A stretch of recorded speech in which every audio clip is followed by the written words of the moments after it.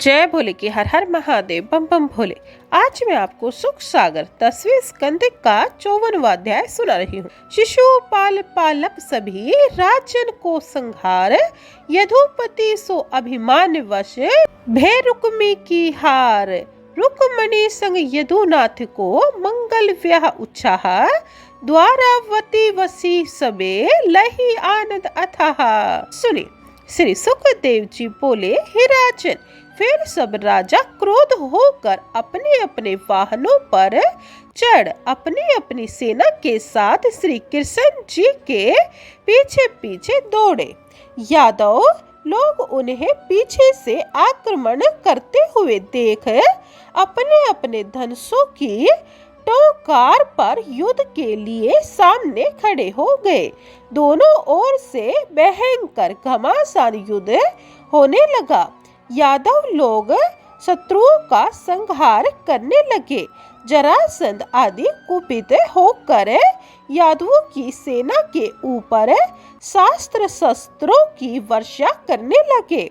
उस समय रुक्मणी जी अपने पति श्री कृष्ण की सेना को वाणों से ढकी हुई देख भय से कांपती हुई श्री कृष्ण की तरफ देखने लगी।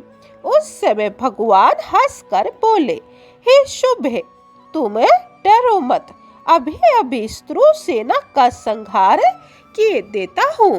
इधर यह संकर्षण आदि शत्रुओं के पराक्रम को सहन न करते हुए बाणों से रथ, घोड़े और हाथियों को ढकने लगे। उस समय शत्रुओं के करोड़ों सिर, मुकुट और कुंडलों के सहित धरती पर टक टक कर गिरने लगे। इस प्रकार मरती हुई तथा भागती हुई सेनाओं को देख जरासंध आदि बड़े बड़े राजा उत्साह रहित हो युद्ध भूमि से मुंह फेर भागने लगे। शिशुपाल के मुख की मलिन कांति देख उसे धैर्य बांधते हुए बोले, हे पुरुष सिंह, तुम उदास क्यों होते हो? यह उदासी छोड़ो। प्राणियों को सर्वदा प्रिय या अप्रिय ही स्थानीय रूप से नहीं होता रहता। यह प्राणी तो ईश्वराधीन होकर कभी सुख पाता है तो कभी दुख पाता रहता है। यह सुख दुख का चक्कर तो चलता ही रहता है। मुझे 23 अक्षौहिणी के सहित 17 बार कृष्ण हरा चुके हैं। मैंने भी उनको एक बार हरा दिया है। इस पर भी मैं न तो शोक करता हूँ और न प्रसन्न ही होता हूँ। इस समय भी यादवों ने हम सब बड़े बड़े वीरों को जीत लिया है। जब अनुकूल समय आवेगा तब उनको हम लोग फिर जीतेंगे। इस प्रकार समझाने पर शिशुपाल अपने अनुचरों के साथ अपने नगर को चला गया। अन्य राजा लोग भी जो मरने से बच गए थे वे सब अपने अपने पुरों को चल दिए, किंतु श्री कृष्ण से द्रोह करने वाला रुक्मी अपनी बहन के हर लेने के समाचार को सुन बड़ा क्रोध हुआ और सेना ले उसके पीछे दौड़ा। रुक्मी ने राजाओं के सामने प्रतिज्ञा की कि युद्ध में मैं श्री कृष्ण को मारकर अपनी बहन को न लौटा लाऊंगा तो मैं कुंदनपुर में प्रवेश न करूंगा। इस तरह प्रतिज्ञा करके रुक्मी श्री कृष्ण के पास पहुंच उनको ललकारने लगा, अरे ओ खड़ा रह। इतने में ही रुक्मी ने 3 बाण कृष्ण के ऊपर छोड़े और बोला, आज मैं बाणों से तुझे ग्वालियर का घमंड दूर कर दूंगा। अरे ओ कुलदूषण, थोड़ी देर मेरे सामने तो खड़ा हो जा। कौवा जैसे संकले को हर ले जाता है, उसी तरह तू मेरी बहन को हर कर जाएगा कहाँ।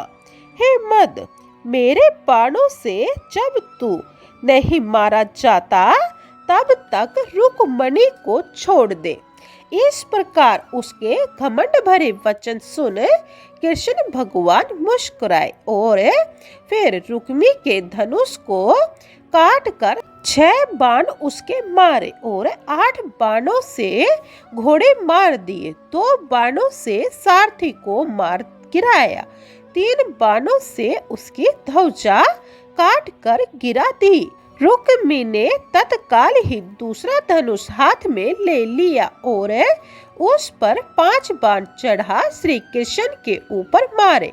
इसके बाद उस धनुष को भी श्री कृष्ण ने काट गिराया। रुक्मी ने फिर धनुष लिया। कृष्ण भगवान ने उसको भी काट गिराया। इस प्रकार रुक्मी जो हथियार लेता, श्री कृष्ण उसी को काट काट कर गिरा देते।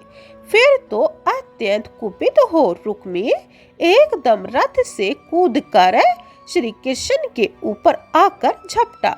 कृष्ण भगवान ने उसकी तलवार और ढाल काट डाली। रुक्मी को श्री कृष्ण ने पकड़ लिया और तलवार से उसे मारने को तैयार हुए। इस तरह अपने भाई के मरने को तैयार हुए। श्री कृष्ण को देख रुक्मणी जी घबराती हुई उनके चरणों में गिर बड़े करुणा भाव से बोली, हे देव योगेश्वर, आप मेरे भाई को मत मारिए। श्री सुखदेव जी बोले, हे राजन, इस प्रकार रुक्मणी जी के प्रार्थना करने पर भगवान श्री कृष्ण उनके मारने से रुक गए, किंतु दुर्वाक्य कहने वाले उस रुक्मी को दुपट्टे से बांधकर उसकी दाढ़ी मूछ काट कर उसको विरूप कर दिया। बलदेव जी ने उसे विरूप होने से मर्त प्राय देख बंधे हुए उसको छुड़वा दिया और कृष्ण से कहा, कृष्ण, तुमने यह अच्छा नहीं किया, क्योंकि संबंधी का विरूप करना भी तो मारने के समान है। फिर बलदेव जी ने भीष्म सुता को भी समझाया। बलदेव जी के समझाने पर भीष्म सुता ने भी अपने भाई के विरूप करने का शौक त्याग दिया। रुक्मी भी अपने प्रतिज्ञा के अनुसार उसी जगह भोजकट नगर बसा कर रहने लगा। कुंदनपुर को न गया। भगवान श्री कृष्ण ने इस प्रकार राजाओं को जीतकर भीष्म कुसुता से सहित द्वारिकापुरी में प्रवेश किया और वहां विधि पूर्वक उसके साथ विवाह किया। उस समय समस्त द्वारिकापुरी में बड़े बड़े उत्सव हुए। सब लोग बड़े प्रसन्न हुए। चारों ओर उनकी रुक्मणी के हरने की चर्चा फैल गई, जिससे राजा लोग और राजकन्याएं बड़ी विस्मित हुई।